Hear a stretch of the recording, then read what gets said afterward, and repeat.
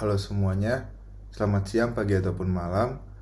Pada hari ini saya bersama dengan rekan-rekan saya akan menjelaskan mobile application ecosystem. Sebelumnya perkenalkan, nama saya David Jolan Parusip dan hari ini saya bersama rekan-rekan saya yaitu Muhammad Rafiata Zafran, Aurora Putri Kumala Bakti, Natasha Salsabila Putri, dan Muhammad Arya Diryanto akan menjelaskan apa itu mobile application ecosystem pada presentasi kami hari ini.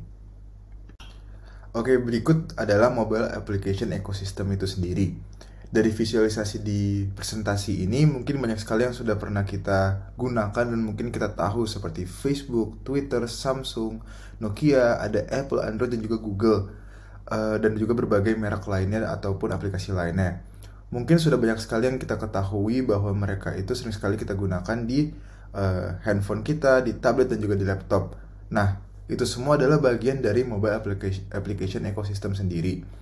Mobile application ecosystem terdiri dari berbagai komponen yang akan saya jelaskan di slide berikutnya. Oke, untuk lebih spesifik lagi, ekosistem ini terdiri dari 6 komponen. Yang pertama ada social network providers. Untuk komponen pertama ini pada dasarnya merupakan sosial media yang sering kita gunakan seperti Facebook, Twitter, dan juga LinkedIn. Komponen ini berperan untuk memberikan akses dan juga izin bagi mobile app user dan untuk memberikan informasi seperti dalam bentuk teks, video, dan juga foto di berbagai sosial media. Yang kedua adalah device manufacturers. Mungkin contoh yang sering kita gunakan dan sering kita ketahui adalah Apple, Samsung, LG, Motorola, dan berbagai merek handphone lainnya. Pada dasarnya komponen ini berperan sebagai developer yang mengembangkan dari mobile phone itu tersendiri. Yang ketiga ada app developers. App developers mungkin contoh yang sering kita ketahui adalah seperti Adobe dan juga Microsoft. Peran dari komponen ini adalah developer yang mengembangkan mobile apps untuk digunakan pengguna dari mobile phone itu sendiri. Yang keempat ada measuring tools providers. Mungkin contoh yang kita ketahui adalah Google Analytics. Contoh dari komponen ini seperti Google Analytics berfungsi untuk memberikan statistik mengenai seperti user usage, app usage, iklan ataupun ads, page views, dan sebagainya di aplikasi-aplikasi mobile phone. Yang kelima ada distributors. Distributors ini sendiri mungkin contoh servisnya seperti app stores, seperti yang ada di Apple dan juga di Google. Distributors ini sendiri berperan untuk memberikan akses kepada developer untuk dapat mensubmit atau mengupload mobile apps yang sudah dikembangkannya agar bisa di-download dan digunakan oleh pengguna mobile phone itu sendiri. Selanjutnya yang keenam ada infrastructures. Infrastructures ini mungkin contohnya seperti Verizon, lalu ada AWS, lalu ada Vodafone. Mungkin memang tidak sering kita dengar ya di Indonesia. Namun infrastructure providers ini memiliki berbagai peran. Yang pertama ada carrier yang berperan untuk memberikan konektivitas, lalu ada cloud hosting provider yang untuk memberikan akses kepada mobile usernya untuk dapat menggunakan cloud untuk seperti storage dan juga sebagainya. Lalu juga ada video platform provider. Perannya sendiri adalah untuk memprovide akses kepada penggunanya untuk dapat menonton video dalam setiap device yang dimilikinya. Lalu yang ketujuh ada technology providers. Technology providers sendiri juga memiliki berbagai peran dan juga service. Yang pertama ada messaging gateways vendor. Ini memberikan akses kepada mobile app untuk dapat terintegrasi dengan SMS dan juga email servers, sehingga memberikan akses kepada mobile user untuk memberikan pesan melalui aplikasi yang ada di mobile phone itu sendiri. Lalu juga ada service payment gateway vendors.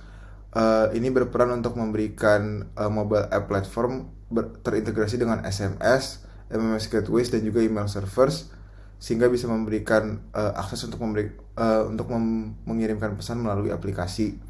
Lalu juga ada ad platform atau network providers. Ini berperan untuk mengatur advertisement yang ada di mobile phone itu sendiri.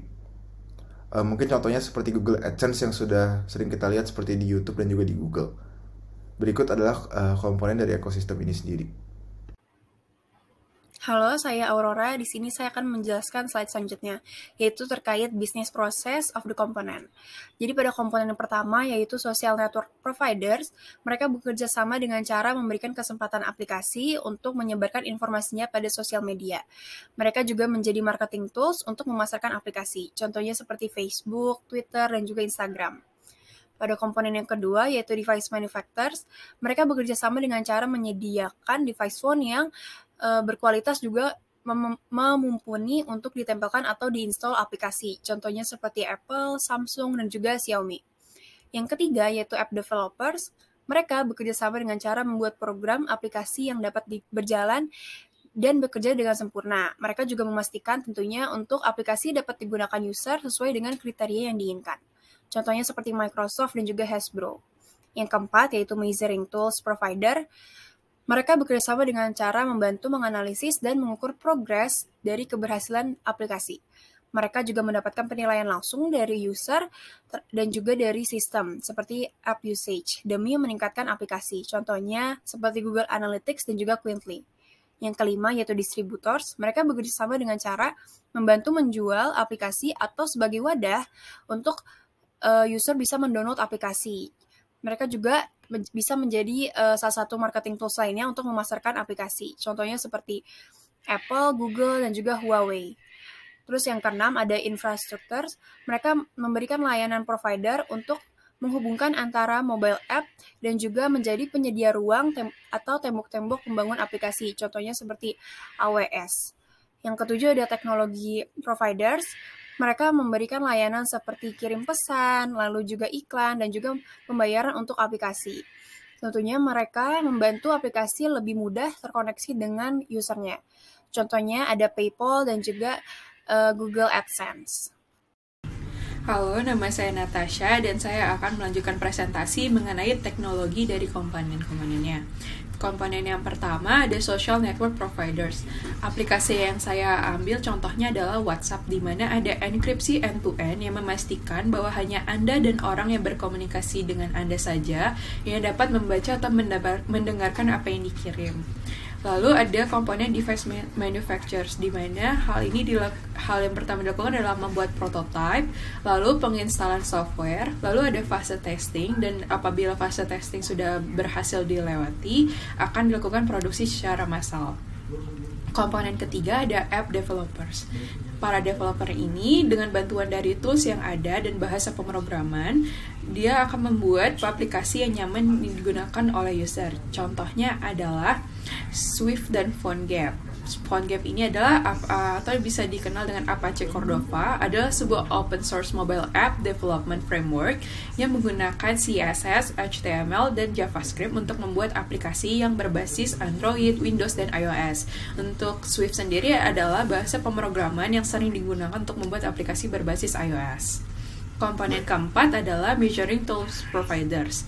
Nah, contoh yang saya ambil adalah Google Analytics. Nah, cara kerja dari Google Analytics sendiri adalah terdapat JavaScript page tag yang dimasukkan ke dalam kode setiap halaman. Lalu tag ini akan mengumpulkan data dan mengirimnya ke server Google.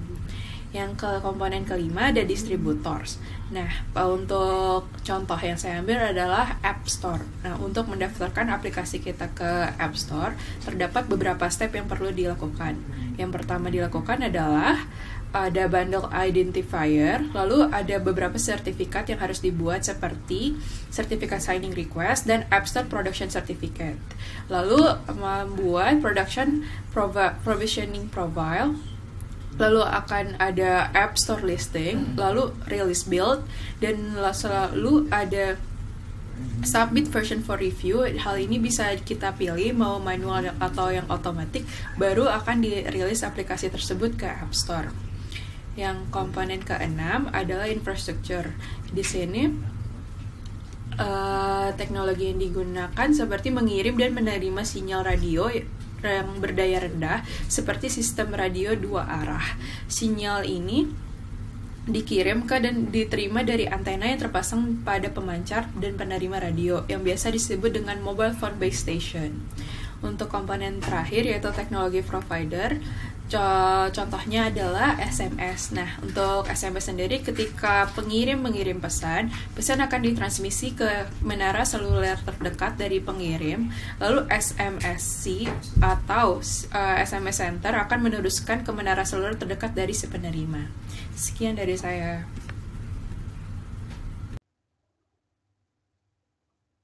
Assalamualaikum warahmatullahi wabarakatuh. Nama saya Muhammad Arya Dirianto. Di sini saya akan melanjutkan presentasi dari teman saya sebelumnya. Di sini saya akan membahas opportunities. Pada sebuah mobile app ecosystem, sebuah brand dapat mengembangkan sebuah istilah yang bernama Enterprise App Ecosystem, yang mana ini merupakan sebuah istilah untuk sebuah ekosistem dengan brand yang sama. Maka dari itu, apabila sebuah brand mengembangkan Enterprise App Ecosystem, terdapat beberapa peluang, di antaranya seperti yang pertama, life cycle. Life cycle sebuah produk akan terintegrasi satu sama lain. Lalu yang kedua, incremental. Di sini, pengembangan servis baru tidak memerlukan kendala temporal atau fungsional. Yang ketiga, vertikal. Di sini, pengembangan layanan baru atau servis baru dapat dilakukan secara vertikal dan sangat khusus. Yang keempat, integrated. Di sini, pengembangan aplikasi dan servis dapat dikembangkan secara terintegrasi. Lalu, yang kelima, ada eksperimental. Di sini, pengembangan layanan baru atau servis baru tidak akan merusak model layanan intinya. Lalu, yang terakhir, ada measurable. Di sini, spesialisasi yang lebih besar dari produk dan servis yang ada akan memungkinkan pengukuran yang lebih menyeluruh. Dalam hal ini, pengukuran menyeluruh terhadap sebuah aspek yang ingin ditinjau oleh sebuah brand.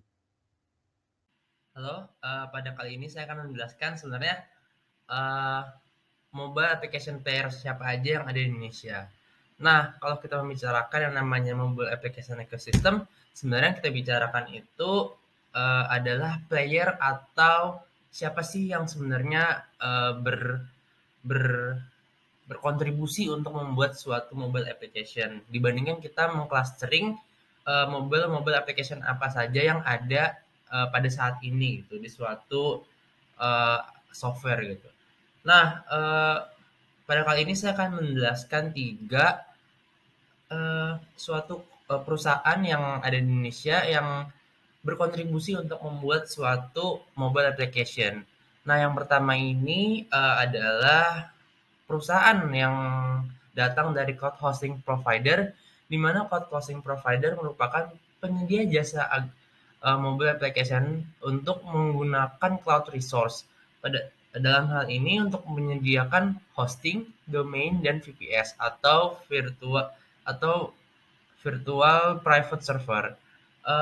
Untuk ID Cloud Host ini didirikan pada tahun 2015. Dan ID Cloud Host ini sebenarnya memodifikasi perusahaan-perusahaan yang memang sudah berkecimpung di bidang hosting. Misalkan pada tahun 2010-2011 itu hadir yang namanya Alibaba Cloud Host dan lalu diikuti dengan Amazon. Dan memang di statement dari pendirinya sendiri menyatakan bahwa ID Cloud Host ini terinspirasi dari perusahaan-perusahaan yang memang pada saat itu tahun 2011-2010 sedang hype-nya mengenai web hosting ini gitu. Lalu yang kedua ada perusahaan yang datang dari payment gateways vendor. Nah, payment gateways vendor ini merupakan platform yang membantu user mobile mengirim transaksi dari satu mobile ke mobile lainnya. Nah, perusahaan yang ada di Indonesia ini salah satunya adalah Mitrans. Mitrans sendiri didirikan pada tahun 2012 dan Mitrans ini ternyata merupakan joint venture dari payment gateway Jepang bernama Veritrans. Sama seperti kebanyakan payment gateway pada umumnya, Mitrans menjadi third party dalam sebuah mobile apps agar user satu dengan yang lain dapat saling bertransaksi. Nah, Mitrans sendiri menawarkan beberapa pilihan pembayaran seperti kartu kredit, debit, transfer bank, bahkan e-wallet, dan counter retail seperti Indomaret dan lain-lainnya. Jadi sebenarnya Mitrans ini dia tuh menjadi third party dalam suatu mobile application agar antar satu user dengan user lainnya itu tuh mereka saling bertransaksi.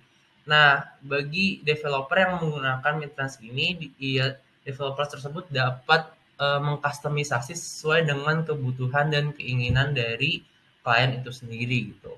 Dan tentunya karena Mitrans sendiri merupakan suatu payment gateway yang terfokus, maka keamanannya dapat dijamin. Lalu yang ketiga datang dari mobile application developers. Nah, mobile application developers sendiri merupakan perusahaan yang dapat mengembangkan suatu aplikasi mobile mulai dari back end, front end hingga desainnya. Nah, saya di sini memilih PT Sagara Teknologi yang merupakan salah satu perusahaan anak bangsa. Nah, Sagara sendiri merupakan perusahaan yang memberikan layanan website development, e-commerce, mobile apps, Android, dan iOS development, desktop apps, big data, dan data mining, dan masih banyak lainnya. Nah, perusahaan ini didirikan oleh Adi Aryansyah yang memang pure ide darinya tanpa modifikasi dari perusahaan-perusahaan lainnya pada tahun 2014 bulan November. Sebenarnya PT Sagara ini didirikan atas keinginan untuk berkontribusi dari si Adi Aryansyah ini untuk perkembangan teknologi di tanah air. Dan mungkin sedikit informasi saja, klien-klien dari PT Sagara ini sudah banyak sekali di Indonesia, seperti Telkom, ruangguru.com, dan salah satunya klien adalah Universitas Indonesia itu sendiri. Nah, sampai saat ini Sagara ini belum menerima investor dari luar, dan semuanya itu day to day bisnisnya dipangku oleh profit yang didapatkan dari project base gitu. Oke, mungkin sekian itu saja yang dapat saya sampaikan. Kurang lebihnya mohon maaf dari kelompok kami. Assalamualaikum warahmatullahi wabarakatuh.